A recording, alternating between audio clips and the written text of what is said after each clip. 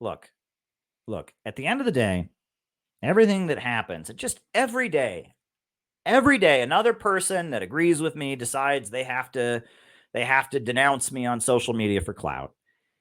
And that just reinforces in my mind what I've been telling you all for the past 3-4 months, which is that if you're part of this community, we got to focus on this. We need Portland to be a success. And we need it to be a success, not because we got some big name streamer to show up, not because we got some celebrity to be there, not because we got a boost on one of the no, we need it to be a success because we knocked on the doors in Oregon to make it happen. We need it to be a success. We need it to be a success because people who never have heard this message showed up and loved what they heard. We need this to be a success because people who have never heard the kind of things that we said came and loved what they heard and joined the organization. We need this to be a success that we make by ourselves. We cannot count on any of these internet grifters to promote us or any of these boomer groups to promote us. We can't count on them. We have to do it ourselves. It is beyond me why people can't just get along. Why people don't realize that unifying whoever they can to stop the war is the urgent necessity of our time. It's beyond me. And it infuriates me to no end.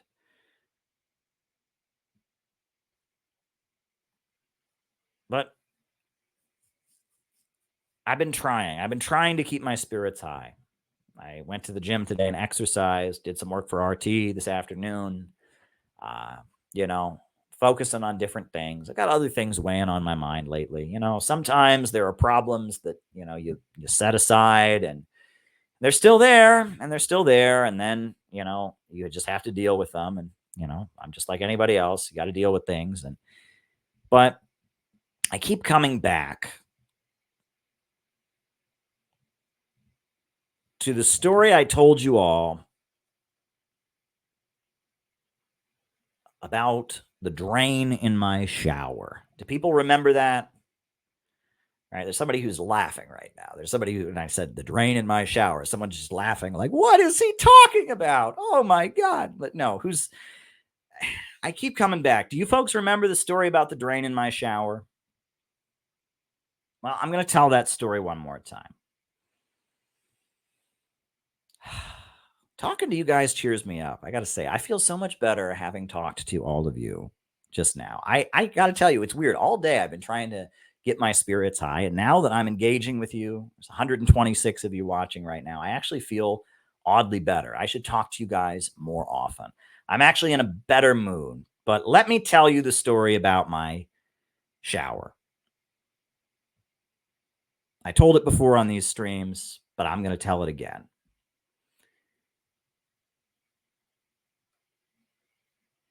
Years ago, when I was a high school student, I had a lot of anxiety about a test that was coming up.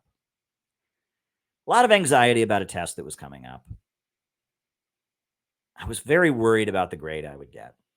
And I was taking a shower the night before. And in my drain, in my shower at my house, the drain to my shower gargled.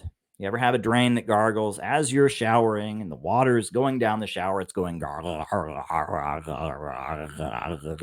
It's gargling.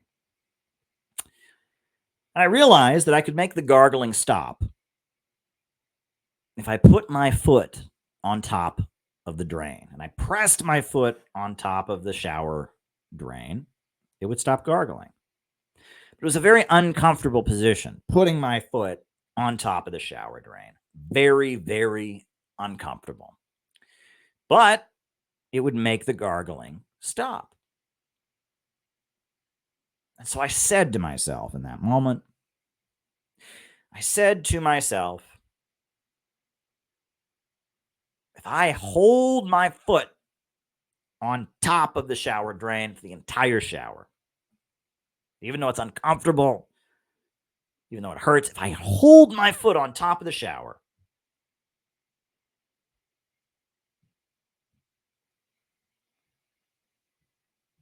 I stopped the gargling.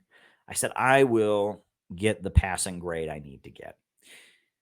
And I actually don't remember what the grade I got was. I wish I could give you the happy ending and say it worked, but I actually don't remember, to be honest. I don't remember the rest of the story. But I've thought about that over the years because obviously my foot, the drain, the gargling sound had nothing to do with my ability to carry out mathematical operations. And that is an example of what people generally refer to as magical thinking. Magical thinking.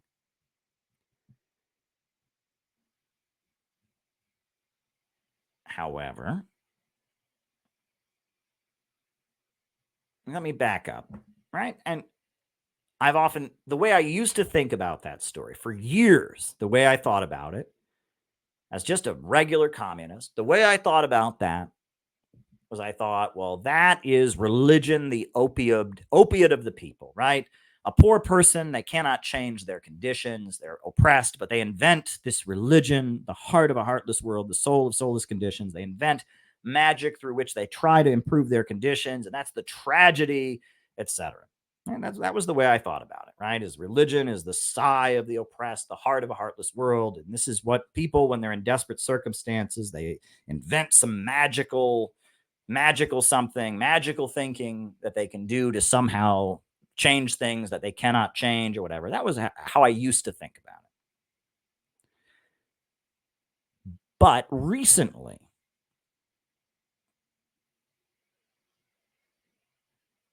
I've rethought that in light of the fact that I do believe in God now, in light of the fact that I have been listening to Wallace Wattles. Shout out to Comrade Tyler, who got me into Wallace Wattles. Great, brilliant writer, Wallace Wattles. Socialist self-help, brilliant guy. I've now come to realize that actually, though my foot and the drain and the gargling had nothing to do with mathematics, my brain did. And that what I was doing by holding my foot and pressing my foot, that's an interesting one, by pressing my foot over that drain, what I was doing was I was gathering all of my focus and my attention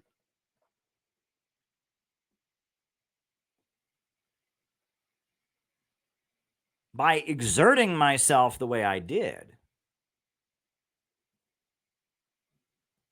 I was concentrating my energy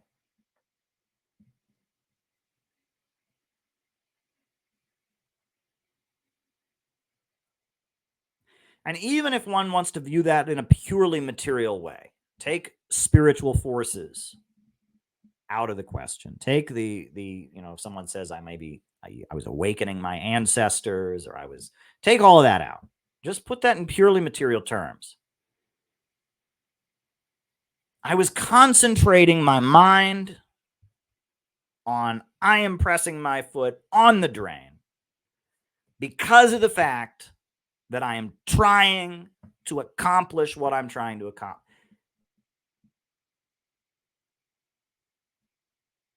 You can't underestimate stuff like that. And there's a reason that human beings have engaged in rituals, prayers, ceremonies for all of our existence. And it's not because we're stupid. And it's not because we're completely powerless. It's rather because this is a technique through which humans concentrate their energy and mobilize their psychology, their subconscious, their spirit to accomplish the goal that they wish to accomplish. That's what we do.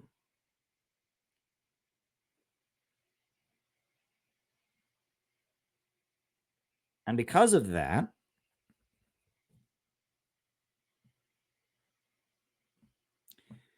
Because of that,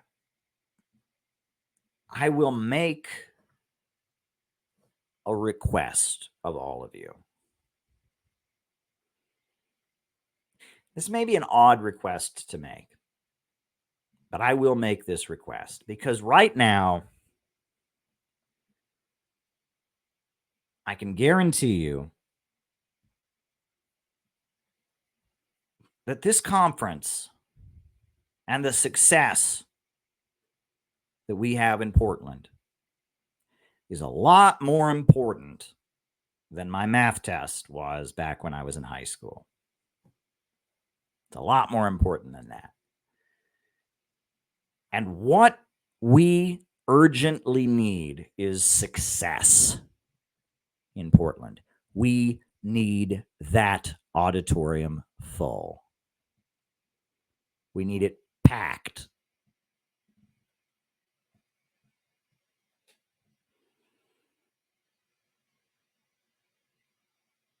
So what I am asking of all of you,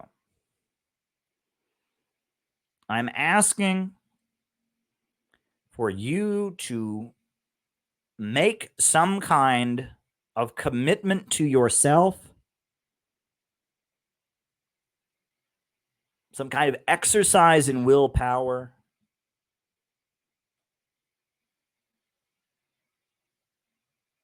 some kind of sacrifice, something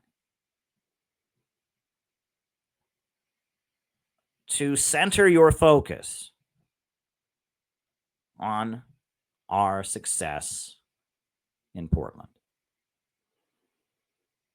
Right, one thing we have asked, and we are in the process of asking, we've asked every member of CPI to donate $10 a week. Right? If that's the case, if we can get that from every member, we'll have paid for it and then some.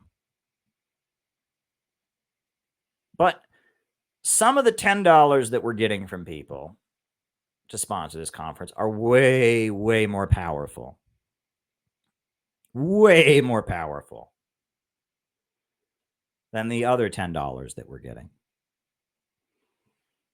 Because there are some members of CPI that live with their parents and work in fast food.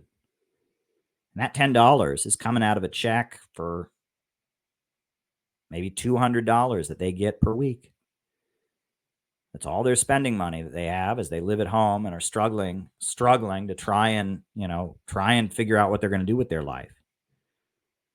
Some members of CPI are retired. They're on a fixed income. And that $10 a week that they're giving us to help us do Portland, that's really a substantial chunk of their income. And for them to do that, that hurts. Some members of CPI have kids, have children. And for them to give that $10 a week, what they're doing is they're giving us power. They are giving us spiritual power with that $10. It's almost like they're giving us a live grenade. They're giving us, weapons grade plutonium, right? Somebody else is giving us $10. Oh, here's $10 for you, whatever, But the $10 that we're getting from people who could really use that $10, but understand what we are doing and how important it really is and how urgent it is that we have success in Portland, how urgent it is that we build the community that we need, how urgent it is that we bond people with each other and build a community that can withstand the alienation of our time. How urgent it is that we fill that auditorium and show the world that there is a community of people that are against this war.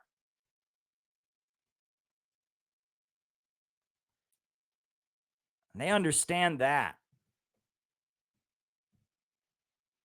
And that $10 that comes from them, It's a painful $10, and it's coming from them, and it means the world. Maybe you don't want to give a financial contribution, and that's okay. Financial contributions are greatly appreciated, and I'll drop the link in the chat one more time because we need to figure out how we're going to pay for this whole thing. You can donate right there. But if it's not a financial contribution, that's fine. It's a promise to yourself. Do 10 push-ups every morning when you wake up for a week. Say, I am committed to Portland happening. Say, I am committed to the Center for Political Innovation having success in Portland. So every day for the next 5 days, when I wake up in the morning, I am doing 10 push-ups. I'm doing 10 push-ups while I think about how important Portland is. Do that for us. Right? Do that for us.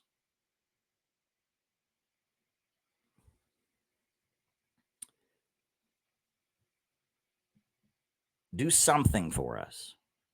Make this your focus.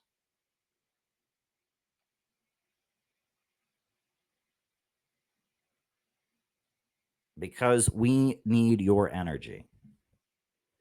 We need your energy. We need your spiritual focus on making Portland a success.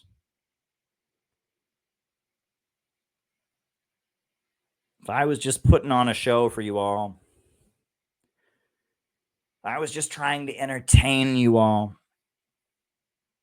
I would talk very differently. That is not what I'm doing. I'm on here because I'm trying to build the movement that we urgently need. That's what I'm doing. And I have no choice.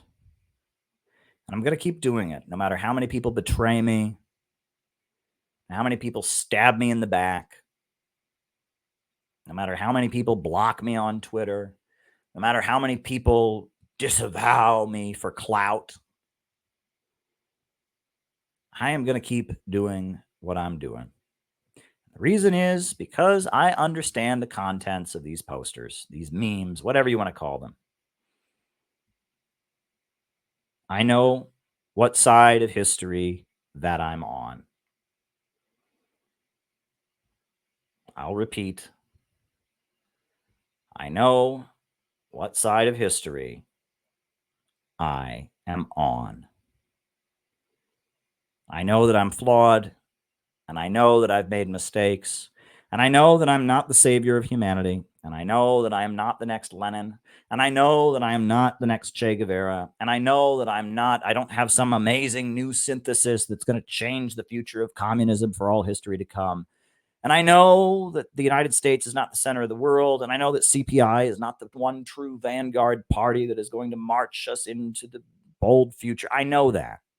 I have no delusions of grandeur. I have no delusion that I am the center of the universe. All I know is that I am on the right side of history, and that because of that, I have been subjected to some rather extreme and unpleasant persecution from all different sides. I have been attacked, but I am on the right side of history, and I will not back down, and I will not surrender, and I will not stop organizing, and I will not follow someone else into a ditch to please them. So take it or leave it. Help us or don't. The choice is yours. But that is where I stand.